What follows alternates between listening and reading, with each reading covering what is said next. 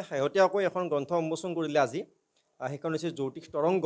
এইখন বিশেষকৈ মানে তেখেতৰ বংশগতভাৱে যিখিনি বস্তু শিকি আহিছে য'ত টেক্সট বুকত পোৱা নাযায় বজাৰত যিবিলাক কিতাপ পোৱা যায় জ্যোতিষৰ ওপৰত জ্যোতিষবিদ্যাৰ ওপৰত সেইবিলাকত নোপোৱা বস্তুবিলাক যিটো বংশানুক্ৰমিকভাৱে ছাৰে শিকি আহিছে সেই কথাবিলাক তেখেতে এখন হাতপুথি হিচাপে প্ৰকাশ কৰিছে গতিকে ইয়াৰ জৰিয়তে আমাৰ মানুহবিলাকে বিশেষকৈ অসমীয়া মানুহবিলাকে যিহেতু অসমীয়াত লিখিছে বহুত শিকিব পাৰিব আৰু যিখিনি জ্যোতিষ শাস্ত্ৰৰ লগত জড়িত তেখেতসকলে শিকিব পাৰিব আৰু আমাৰ নিচিনা যিবিলাক পঢ়ুৱৈ আছে সেইসকলে শিকিব পাৰিব এটা কথা ভাল লাগিছে যে তেখেতৰ এই যিখন কিতাপ সেই কিতাপখন তেখেতে চাইণ্টিফিকেলি তেখেতে লিখিব চেষ্টা কৰিছে গতিকে আমি উপকৃত হ'ম বুলি আশা কৰিছোঁ ধন্যবাদ